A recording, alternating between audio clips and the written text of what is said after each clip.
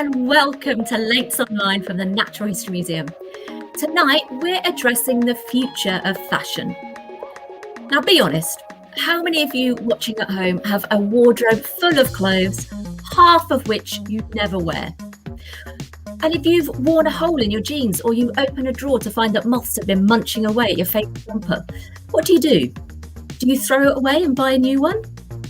You might not think it matters, but in the continuous race for cheaper products and new styles, the fashion industry is now the second most polluting industry in the world.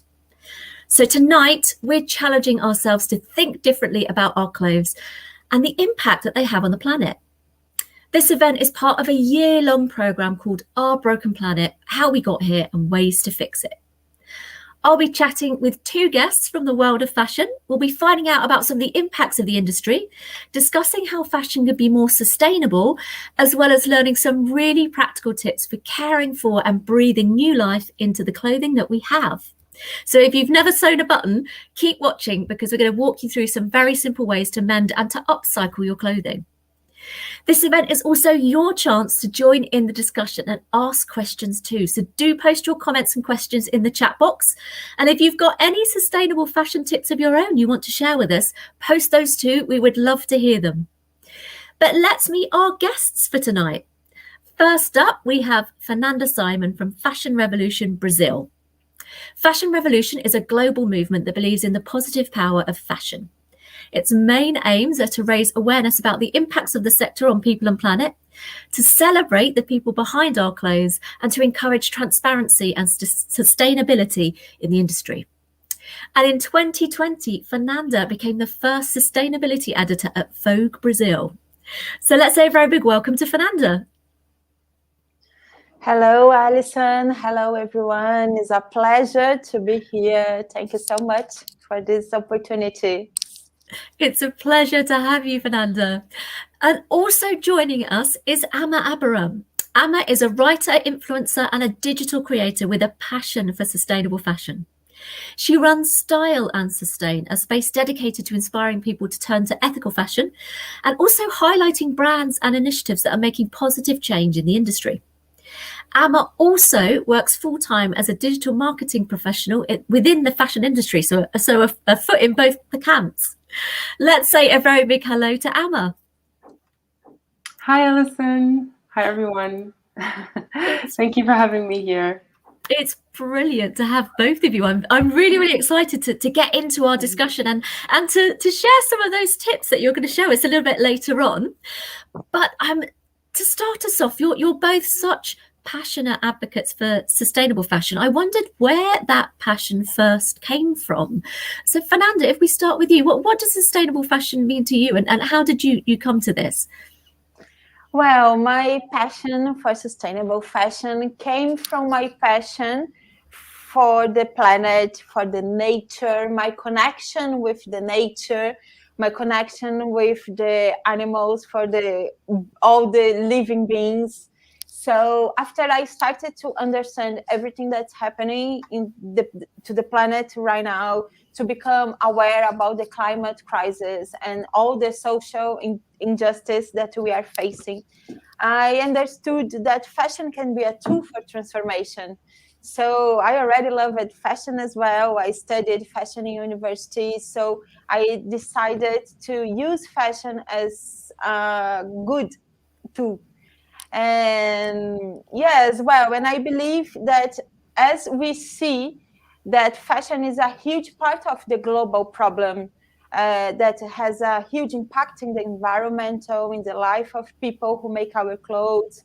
So I believe that it is also an opportunity for fashion to be a part of the solution. So this is what I believe. And Amma, how about you? For me, my passion for sustainable fashion started really with my love for fashion. I've always wanted to work in the fashion industry, and I grew up with part-time jobs in retail. And I confess now that I used to be a fast fashion addict. I was following trends and really excited about all the new clothes coming out from big brands like H&M, Zara, etc. And then in 2016, I watched the True Cost documentary by Andrew Morgan, which I highly recommend. And that was kind of a huge light bulb moment for me. So I learned about the devastating impact of fashion on the environment, but also on garment workers, so the people who make our clothes. And from that moment on, I felt like I couldn't really love fashion as much as I do when it's having such a negative impact on the planet and on people. And I just couldn't understand that something that I was so passionate about could have such a negative impact. So that was kind of a light bulb moment for me. And after that, I didn't shop for 3 months, which was quite the feat at that time because I was really, really shopping all the time. And then during those 3 months, I had the idea to start Style and Sustain, which is my blog, where, it was a way of holding myself accountable to keep away from kind of fast fashion and to learn how to consume fashion differently and in a sustainable and ethical way. And also to inspire others, people like me who love fashion and who still want to enjoy it, but show them how to do it ethically and with a sustainable and conscious mindset, basically. So yeah, that's kind of how it started for me. I just love fashion. I want to do it right. Absolutely. I mean, I'm speaking here as someone that has a wardrobe full of fast fashion. I have to confess, I'm just starting out on this journey. Have we completely lost touch with where our clothes come from, what they're made of, who makes them? Yeah, absolutely. And, I know that from experience because I was someone who was completely out of touch with where my clothes came from or how they were made. I never asked myself when shopping fast fashion, where is this coming from? Who made it? Why is it so cheap? In fact, when it was so cheap, I was super excited. I was like, yeah, this is great. I can afford this. And I think a lot of people can kind of connect to that sentiment. But once, I educated myself and kind of watched a documentary, and it was kind of a snowball effect from then, discovered the fashion revolution and started understanding what's really happening behind closed doors with the fashion industry, that really helped me connect with my clothes and ask the important questions about like where they're made, how they're made, and who it's impacting and what parts of the environment it's impacting. But yeah, we have lost connection, and with marketing and social media and all of the spaces where we're distracted to just buy and buy, it's really, really hard to make that connection, and it has to be a conscious choice for everyone to find out what's really going on. Yeah, you mentioned fast fashion there. So by that we mean clothing that is made cheaply, as quickly as possible. It's effectively designed to be disposable, isn't it? And it's very, very inexpensive. It makes the latest trends accessible to many of us, which it is very, very attractive. But there are costs that are not reflected in those low price tags, aren't there? Mm-hmm. What are some of the biggest environmental impacts of the fashion industry, Fernanda? Yeah, exactly, Alison. We have a huge cost for the environment. And well, I think first we must understand how complex the supply fashion is, now the fashion supply chain is, and also that everything that comes from the earth and somehow it will go back to earth.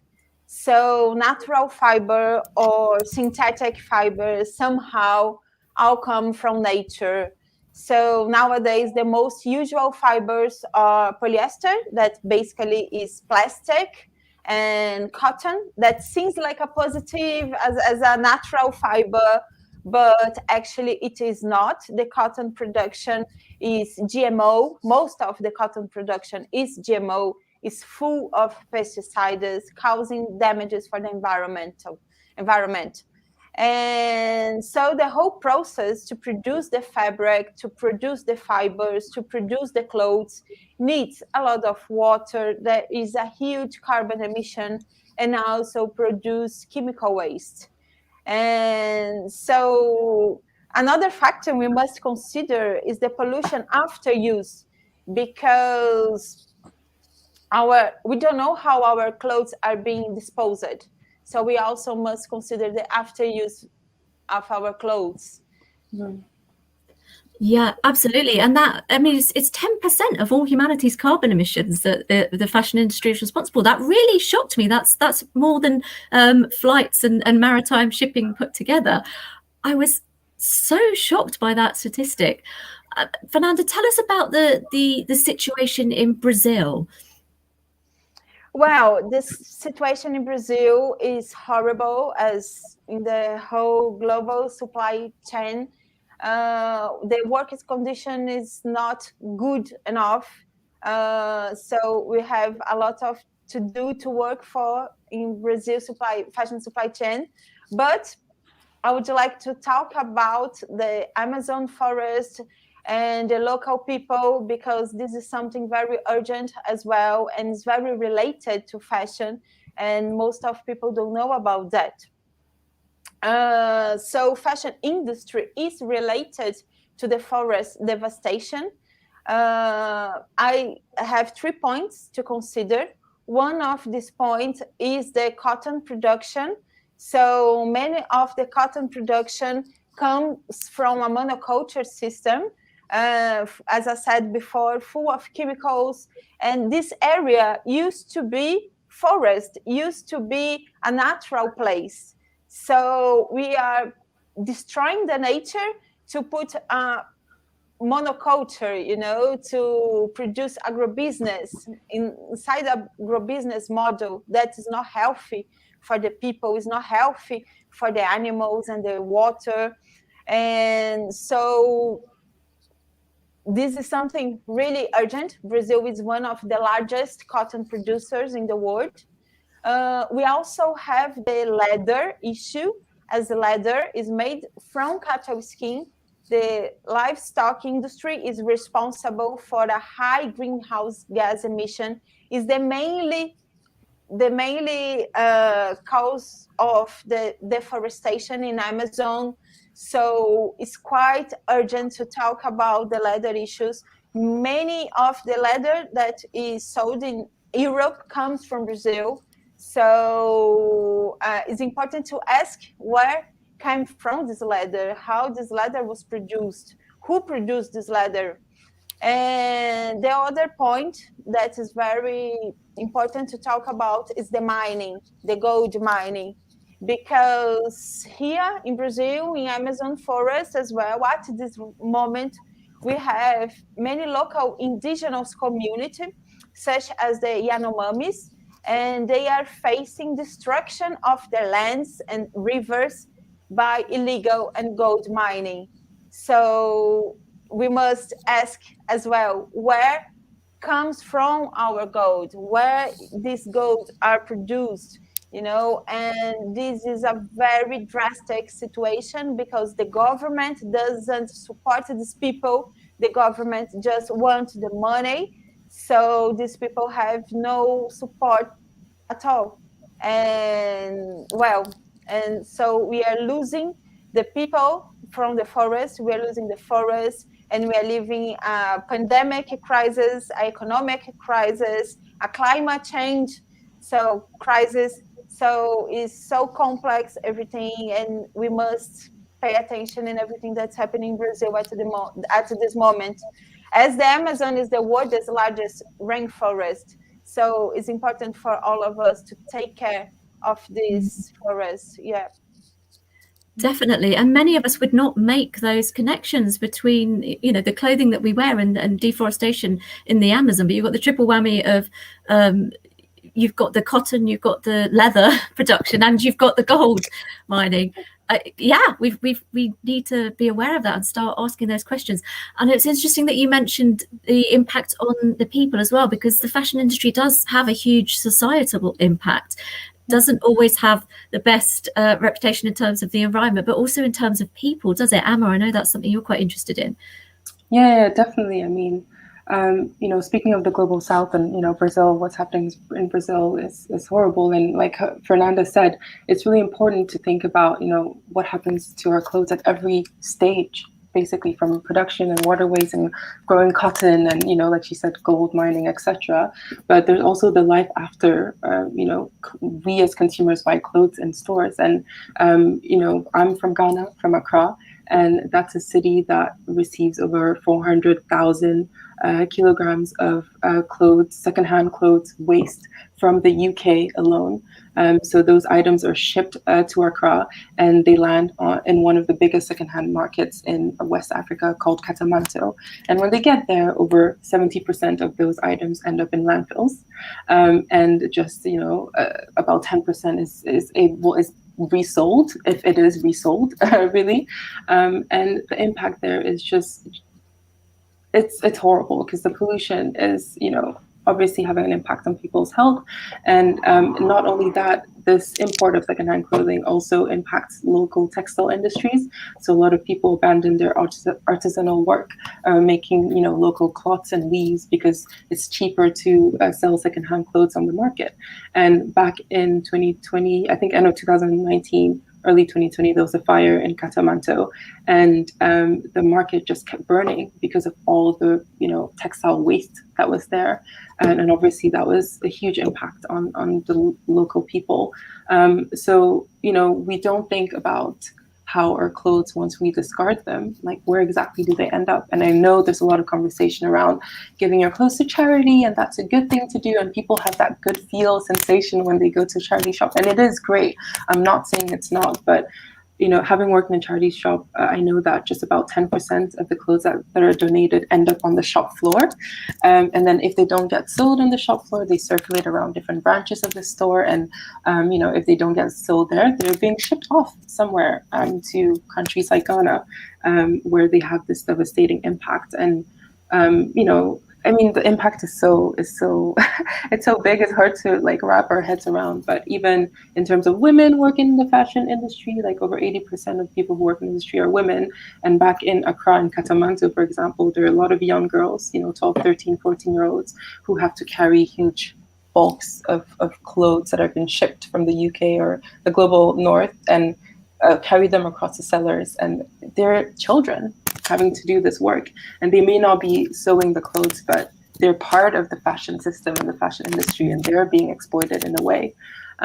So yeah, I think it's really important for us to consider kind of the impact of fashion at all the different stages. And I always say that it's a 50-50 responsibility. Of course, brands need to think about how they make it, where it's produced, and making sure that it's sustainable 100%. But then as a consumer, once it gets into your hands, you also have the power of where those clothes end up and what happens to them. So keeping them longer is really important, and not just discarding them is really important. That's just a small aspect to think about as well in the big machine that's the fashion is. It's definitely a big machine, and these environmental impacts, these impacts on people, they are not always obvious, or they're not always well known, or we as consumers are very far removed from them often. How do we help people to connect the dots between the clothing they wear and the planet? Fernanda, what's your approach at Fashion Revolution Brazil? Yeah, well, Fashion Revolution encourage people to ask who made my clothes, what is in my clothes. So for we as a consumer understand what is behind our clothes. And we also have 3 strategic steps for systemic change. And the first one is to be curious. The second one, find out. And the third one, to do something. So it is basically to have awareness, to find out for information, and to do something, to mobilization, and to is the call to action. So we know that we need a systemic and a structural change. We know that we need brands to take responsibility. Also, the government must take a responsibility to act. But it is important to understand how each one of us can contribute to the transformation. Since small actions like paying attention where and how we buy, taking good care of our clothes, asking all these questions, where it came from, who made it, how, when, and as for instance, as we were talking before, the leather produced in Brazil. Who question where this leather came from when you buy something, when you buy shoes made of leather? So this is so important. And I also believe it is important to see how can we influence our own community. So get involved in local projects, campaigns, finding our own manner of acting. So how can we influence our house, people in our family, people in our church, people in our school, in our work, I don't know, whatever. So how can we create positive changes in the place where we are? Definitely, and that's why we're here. And we saw that image there. That was from your website, wasn't it, Amma? Style and Sustain. Tell us about your work. Yeah, I mean, speaking of Fashion Revolution, that was, finding out about Fashion Revolution and getting involved in Fashion Revolution, it was really a turning point for me in terms of my journey and understanding sustainable fashion and practicing more ethical fashion. I think that allowed me, like Fernanda said, to get into community and to find people that I could fight with. So every year since I discovered Fashion Revolution, I've participated in the campaigns and just to raise more awareness around me, whether it's just my close family or friends and family or the fashion community at large. I think it's really, really important. And also just through Style and Sustain, remembering that as an individual, as all of us as individuals have the power to have an impact. Never to underestimate that power. For me, just in the 4 years that I've been doing this, I've seen a difference in the way my family and my friends think about fashion. Just for me starting that journey 4 years ago, they come to me for questions about like, where do I find this item? How do I shop for this? And like, I'm able to be there. Sorry. I'm able to be there for people in that sense and to help guide them as well. So that's a big one. And then in terms of Style and Sustain, I also want to keep that fun aspect because people, I work in fashion marketing and people at the end of the day go to fashion because of the escapism and the fun. And it's really hard to tell people to deviate from that. So how can we keep that and still, shop sustainably and still be very conscious and still go to secondhand vintage and swaps and do all those things that still make fashion really exciting, but done in an ethical and sustainable way. So that's what Style and Sustain and the space is about. But I mean, to be more straightforward and to just give tips, the way I shop, I have a specific kind of list of how, if I want an item, how to go about it. So first and foremost, I always say, if you see something you like or, you're something you're interested in, go to your closet.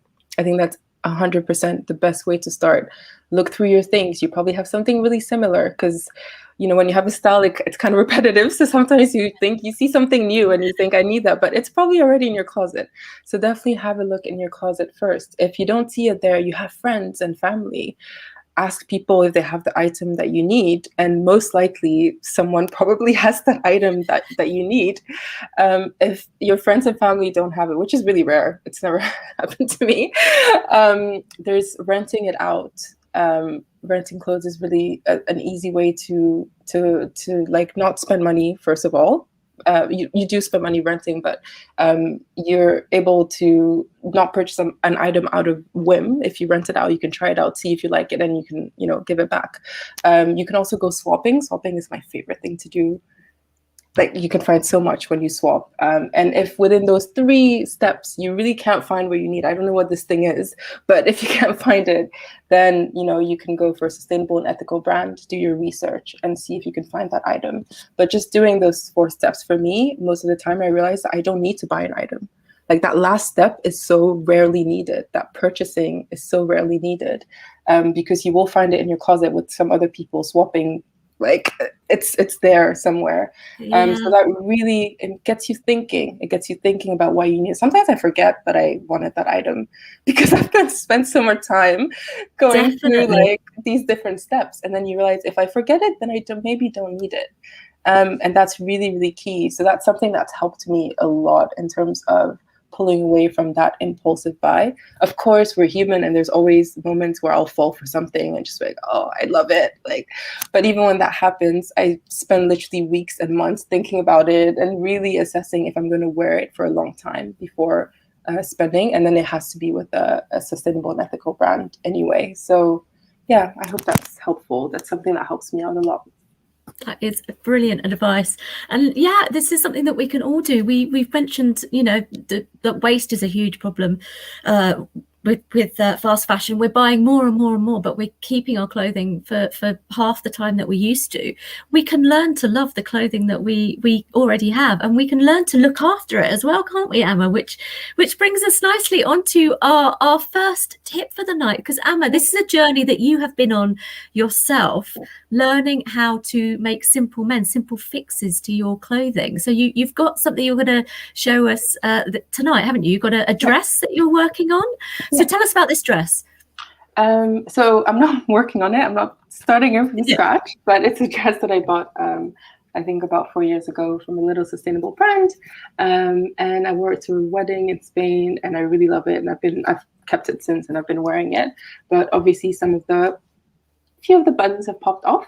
So I have been meaning to fix the button for ages. So this is a perfect opportunity to do that. And it's such an easy thing to do. And yeah, so I just want to show you guys how to go. Brilliant. Absolutely. We'll let you get set up. Yes. That's fantastic. We might need to get your give Emma a couple of minutes just to sort out her little demo area. So we'll give her some time. But yeah, there's so many simple things that we can all do ourselves that aren't complicated. We just don't tend to do them. Now, I have only recently started doing things like sewing holes, sewing on buttons. It seems really, really simple. It is really, really simple when you have a go at it. It's just actually sitting down and doing it. So it's great to have Emma today to talk us through some really, really simple tips. We've got some great comments and questions coming through from our viewers, which is brilliant. Keep those coming. We'll go through some of those after our little demo. But we had a lovely comment from Jordan on Facebook, which I absolutely relate to, saying that I keep all of my clothes, though they've mounted up, and I've got nowhere to store them. Well, the longer you keep them, the better. That is a problem, though. Perhaps we'll get some tips from Emma and Fernanda on what to do with clothes that are mounting up, sustainable ways to perhaps share them with friends, with relatives, or perhaps take them to clothing exchanges. So yeah, that's one possible tip. We'll see what Emma and Fernanda come up with. We've got a lovely comment as well from Jordan saying Emma and Fernanda have made him aware of the things that he didn't know about, and how do we get that information out to everyone? That's a really good question. We'll pose that to Emma and Fernanda when we get them back. We're just having a couple of minor tech issues, but we'll get that back as soon as we can. I would just like to flag while we're here, actually, that Fashion Revolution Brazil have a fantastic website, and they've got also a fantastic YouTube channel where there are loads of extra tips and tricks. There are loads of online discussions. There are loads of little demos that you can try yourself. And of course, we have to flag Emma's website, Style and Sustain, and her blog, which is fantastic. She interviews people from the industry. She looks at companies that are doing great work. She's got some wonderful tips and tricks, some of which she's already given us, but we'll see a few more. Oh, we've got a lovely comment from YouTube saying, using what we already have, recycling and reusing existing fibres and fabrics on what we do with non-wearable clothing. Very, very good comment there. Okay, we are almost ready with our demo. I think we'll keep plugging away with it. Hopefully we can get Emma back up in a second. And we've got Fernanda back as well, I think. Fantastic. Fernanda, just while we're waiting for Amma, what are your top tips for extending the life of your clothing? Well, I think this secret is just taking a good care of them. So washing them carefully, no washing too much. Choose a good natural soap. Don't use a dryer, and also have good clothes. Do good choices. So these clothes you must understand that they will be with you for a long time. So we must take care of them. Sometimes we see people just washing them a lot and drying, and no, we must take care of them. For me, this is the secret. But I don't know, maybe Amma has other things to say, but I think the main point is to take care of our clothes with care and love. Absolutely. And yeah, we're going to have some great tips, hopefully.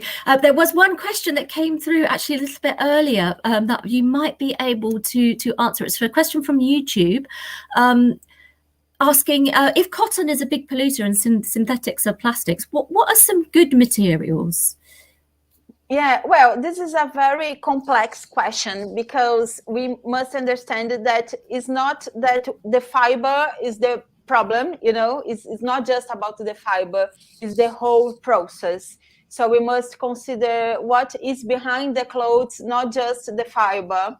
But about cotton, for instance, organic cotton is a good option. And it's very important for us as a consumer ask for organic cotton. As we ask for organic food, we must ask for organic cotton. Here in Brazil, we have less than 1% of organic cotton production. And this organic cotton production is made by families, local farmers. So it is a very beautiful production, and they have no support from the government, no support from the communities. So it's for us as a consumer, if we consider asking for organic cotton, we can encourage these families and this other way that is fair, that's clean, to produce this fiber. And well, we have other good fibers like natural fibers, but I just wanted to say that it's important to consider the whole situation.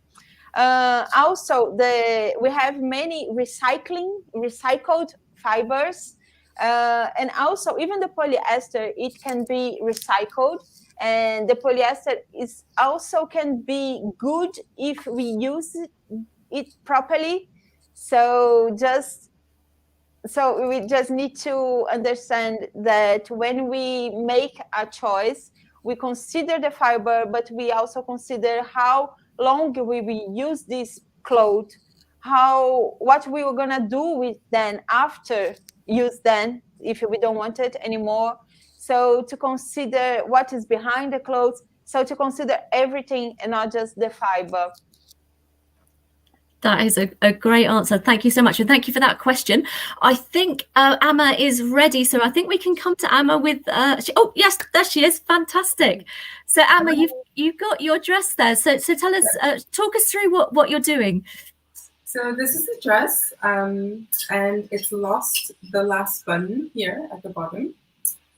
So most garments will have a spare button in the labels inside the garment. So this one has one, luckily. And all you have to do is just snip that one off to replace the old one.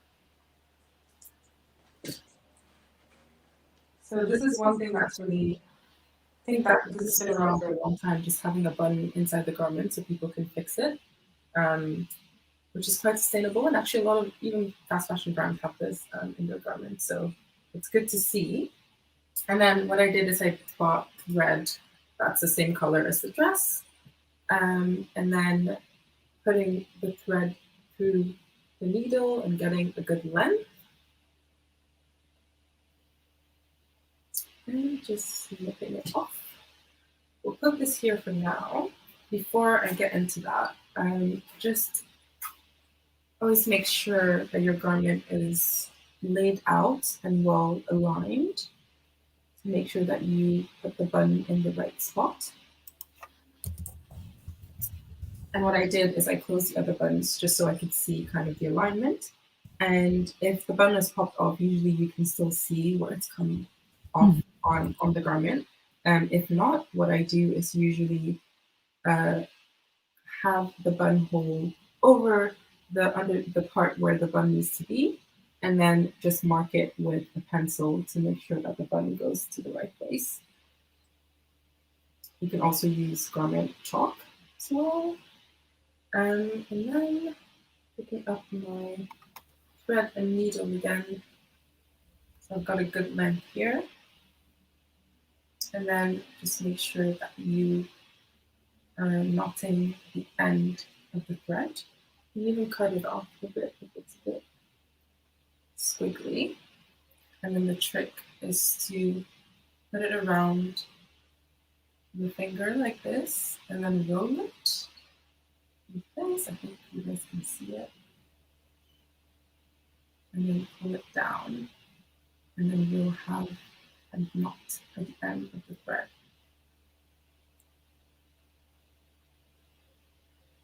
It's a bit messy, but that's okay. It doesn't have to be perfect. Sometimes you can do it even twice, maybe, just to make sure it's secure. That knot at the end, there it is.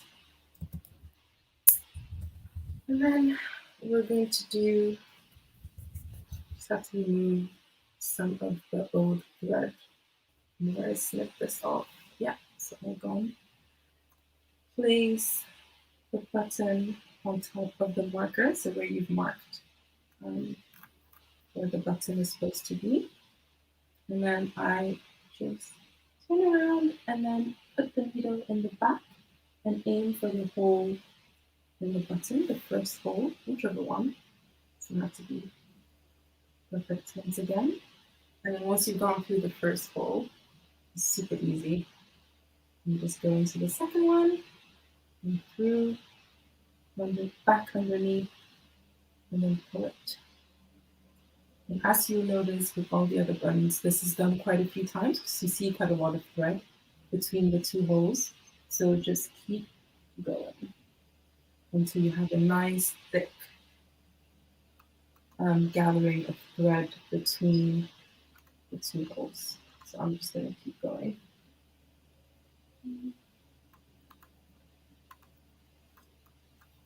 Super easy. Really excited to fix this. You'll have your dress back. Yeah, exactly. I'm still wearing it with shorts underneath it, so created a whole new look. Yeah. While I was waiting to fix it, so it still worked out.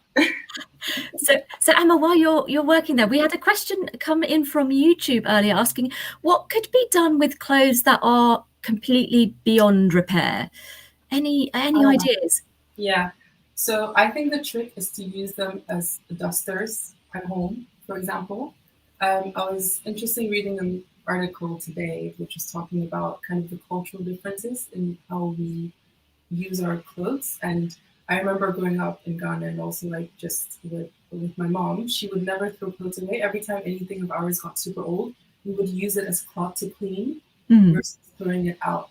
So that item just was always in use, basically, from us wearing them to it getting really old and scraggly, and then you can actually use them to clean mirrors, to clean the floor. Like, it's also a duster. So that's one way that kind of what I grew up with and something that I've tried to keep with me.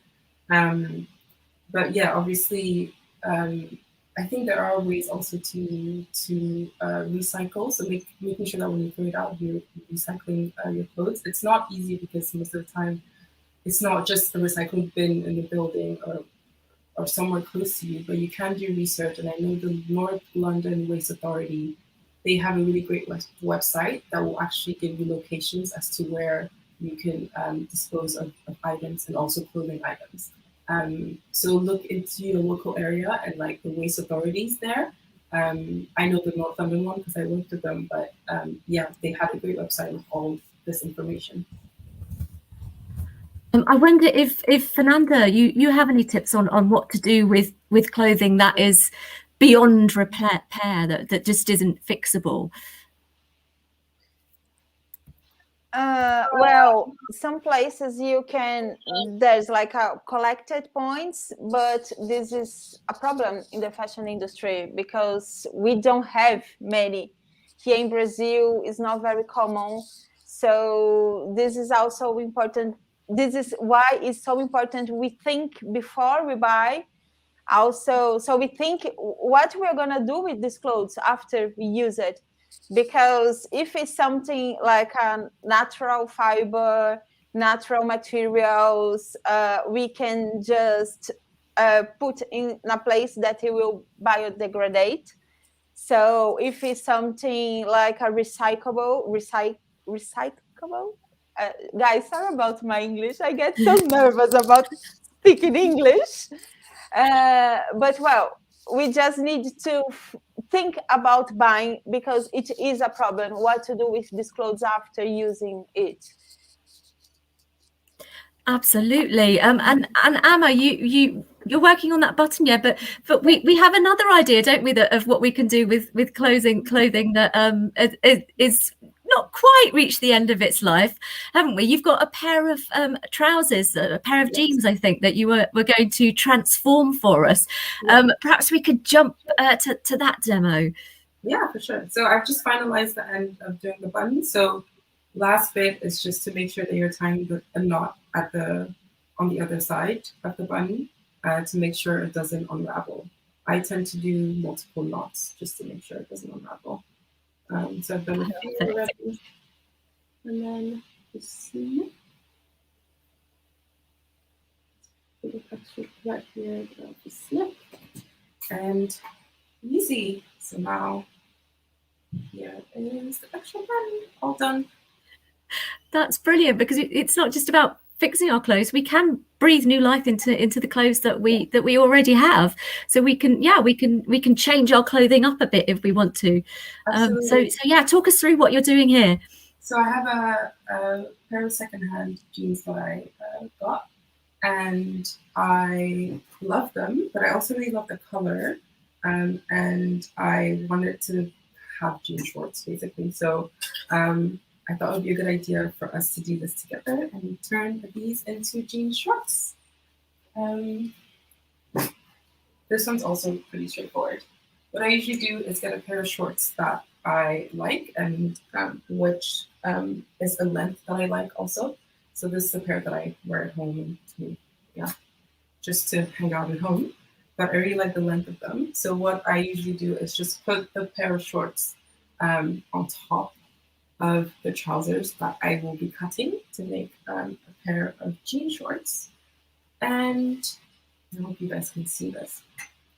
And depending on what you want to do with the jeans, so what I want to do is cuff the end of the jeans. So I'm not going to mark exactly at the length of the shorts that I've put on top. I've actually already marked about 4 centimeters down from the shorts that I've put on top of them. So really easy, just you can even get a ruler, or obviously tape measure is also really good, and just measure from where the shorts ends down to how much you want to cuff the jeans. Basically, it really depends. You can do 1 cuff, you can do 2, so it really depends on what you want to do. But I just want to do 1, essentially 2 maybe. So I've just done like 4 centimeters, and then with my pencil again, marked the 4 centimeters here. So on this side, and then make sure you also do it on the inner thigh section of the jeans, and mark it. And then what I've already done also is just use the ruler to connect the 2 markings across. So that's where I'm going to cut, and then do the same for the other side. And we can get rid of this. And then we're basically going to cut them. just make sure that it's laying down really flat so you get a straight cut. You can also put the ruler again if you just kind of want to keep a straight line, but I already did the line on there, so all good. So Amma, just while you're cutting there, we've had a great comment from YouTube saying that repairing is a generational thing. My nan passed on her incredible sewing skills to me over 30 years ago, but the children I teach have no one at home that sews, repairs, or even owns a needle. How can we make repairing and upcycling more attractive to younger generation? I think for me, kind of when I started, I just went with the basics and just found a really simple sewing kit. And that kind of encouraged me to start like learning how to do buttons and like really simple things. And I think just gifting that to someone, for example, whether it's a younger cousin or younger sister, young people in your family, is already a good step into kind of introducing them to that. And then obviously they're the younger generation, they're very connected to the online world, and there's so many tutorials and information about how to do these things at home. So that's also a way to get them into it. Like if you're someone who maybe doesn't know how to do, you can get them a little sewing kit, and then research and find some tutorials online on how to do simple mending. And yeah, that's I think that's a great way to start. And we were talking about the younger generation. I think they're already quite connected, I feel, with kind of what's happening to the fashion industry, and they want to make a difference. Like a huge part of Gen Z are on platforms like Depop and Vinted, where they're sharing and reselling and repurposing. So I think it's really important to also encourage that.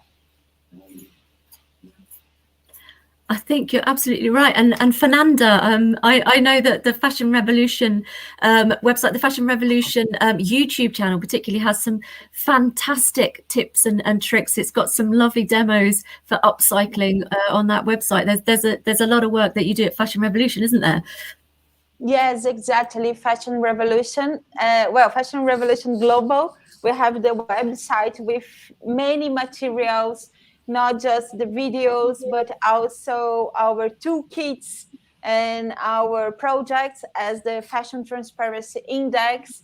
So, and we also have some campaign talking about how we can create this love story with our clothes. How we talk about the love story with our clothes. So yes, who wants us to know more, I recommend to go on Fashion Revolution website and have a look in all materials we have there. Brilliant. I would highly recommend it as well. So Amma, what are we doing at the moment? Just jumping back to your brilliant workshop. So I've just cut the jeans, and literally this is so simple. You can also leave them like this, where it has a bit of kind of the threads coming out. That's also I like that look. But I wanted to fold them, so literally just a really simple fold. It will pop up a bit, but once you iron it, it'll flatten it. And then I've done the same for this side. And it's really specifically really cool when you have denim that has this kind of like sewing inside of it, because then you have this on the outside, which looks really cool, I think. And then I was actually trying to get the distress look. And I found a trick online where basically you snip two sides of the fabric. So I've just marked here one line here, two parallel lines here and here, and then just snip and snip in.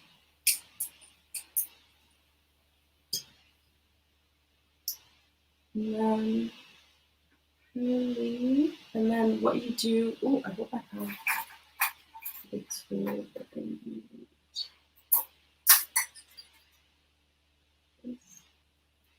This, I don't know if you can see it, but it's kind of like, I'm not sure what it's called, so I'm still learning this, but it's this tool that often comes in a sewing kit. And the trick is to pull out some of the threads. And that's going to give us, I'll show you guys at the end, the distressed kind of thready denim look that you can get on this type of jean shorts. So I'm just doing that now, and then I can show you guys the end effect. This is brilliant, and all done without a sewing machine, I noticed. It's just literally scissors. Yeah, that's fantastic. That is much, much easier than I thought it was going to be. That's fantastic. And it's fun to do as well. Yeah. You just feel very creative doing this kind of thing by yourself. Absolutely. It's already starting to look kind of distressed a little bit here. And then you just keep pulling bits of the thread within those two, that part that you snipped. And then this might take a bit longer, so I might not do all of it, but just showing you the initial result. I know it's very visible, but yeah, let's see. Yeah. It's the white threads come out on the side, so it has a distress. The trend, they always get to us. That's absolutely brilliant, and it all just goes to show that fashion doesn't have to be expensive. I think there's a perception that sustainable fashion is very, very expensive, and it can be, to be fair, but would you agree that it doesn't have to be? There's lots of different ways to be sustainable and still be fashionable. Yeah, it definitely doesn't have to be. For me, when I started 4 years ago, I definitely didn't have like a job where I was making a lot of money, and I do remember looking at sustainable brands and wanting to shop sustainable brands, but then immediately kind of thinking, oh, I can definitely not afford this. So it was about getting like a bit more creative. That's when I started getting into vintage and charity shopping, secondhand shopping. That's also when I kind of discovered swapping. So swapping your clothes with friends or going to actual swapping events. In London, there's loads. I think the UK's first ever swap shop, permanent shop, has been set up in Shoreditch by a brand called Swap Nation. And they're just incredible. The founders are incredible. They just started doing this as a pop-up, and now it's an actual store where you can go take your old clothes and clothes that you're not wearing anymore, but still look great, and actually take them there, get tokens in exchange, and get new items from other people who have brought in clothes they are not wearing anymore. So that's also, it's free. The trousers I'm wearing now are actually from a swap, and you wouldn't be able to tell. I got them for free from a swapping event. So that's also a really great way to go about it, where it's free. And then, charity shops are always much cheaper. And then it gets you to be creative, because if you see a trend that you like and you obviously don't want to shop it with a fast fashion brand, then you have to get creative. You have to figure out where to find it. And then obviously there's platforms like Depop and Vinted, where there's tons of secondhand clothes that you can get your hands on for cheaper as well. I mean, the options are endless, and having fun and using a bit of all these things really makes it not that expensive in the end. Definitely. Fernanda and Emma as well, but Fernanda, I was just wondering what makes you hopeful for the future of fashion. We had a question earlier from one of our viewers saying, what's the most important thing do you think you'll be for will be for sustainable fashion? What makes you hopeful for the future, and what do you think is going to be most important? Well, to join this kind of event makes me feel hopeful for the future of fashion. And well, I feel hopeful as well when I see the new generation so engaged with climate activism, when I see brands connected to social projects. And so all these small moments and small actions, and see the fashion revolution community around the world getting united, people that use fashion as a tool of transformation. So every time I see a small change, I just feel more hopeful about the future. And yes, I think also something very important is we connected to the nature, to connect it with people, to understand that we are together, we are one, and we must go together, thrive together, and be positive, even in a so drastic moment, in a chaotic situation we are living, but to be positive and do the right thing. And yes, I think this help us to be hopeful. That's brilliant. And Amma, if we just get a quick final look at those brilliant shorts there, and yeah, can you tell us what makes you hopeful for the future of fashion? Yeah, I think, it's along the lines of what Fernanda is saying, just more and more conversations happening when it comes to sustainable and ethical practices in fashion. I think the Natural History Museum as an institution opening up this conversation is huge, because that's something that probably wouldn't have happened 10 years or 20 years back. And also, this might be controversial for some people, but I know we talk about greenwashing and it's often in a very, very negative light. But I think that greenwashing is happening because there's a consumer mindset shift. So brands are responding to what consumers are asking for, and more consumers are asking for sustainable and ethical practices. Obviously, they're not doing it the right way. They're trying to cut their way through it and lie about it. But that is a sign that consumers are shifting their mindset and they're demanding for sustainable practices and ethical practices. And the next step is for consumers to hold the brands who are not doing it properly accountable when it comes to greenwashing. But I've always kind of thought, you know what, this is us getting there. And greenwashing is a sign that brands have to listen to consumers and make a difference. They're not doing it well, and we have to hold them accountable to make sure they do it well. But at the end of the day, they're doing something which would never have happened in the past, 10, 20 years. That gives me hope. And then the young generation being on Depop, vintage, getting super creative. I mean, they're way more into like the circular fashion, I feel like, than older generations. So that always gives me hope to see as well. Yeah. I think you're absolutely right. And ultimately fashion begins and ends with us as consumers. We have the power to make those choices, to vote with our wallets as well, and to push for that change. Just in our last couple of minutes, do you have one final top tip or piece of advice you'd like to share with our audience today before we wrap up? Fernanda. Well, I think just say again, people, ask who made my clothes, ask what is in my clothes, and have a look in all the materials from Fashion Revolution. Brilliant. And Amma? I always say start with your closet. That's the biggest one for me. So if you're feeling overwhelmed by information you get about trying to live sustainably and doing it right from the first go, it doesn't have to be perfect. But you can start with your closet, just getting your clothes out, looking at them, trying to get creative with them, spending time with your clothes. It's free. It's in your house. You don't have to go anywhere. And it's a great way to start connecting with what you have and how you can keep it for longer and how you can get creative with it. So I would say, yeah, that's a top tip in terms of where to start.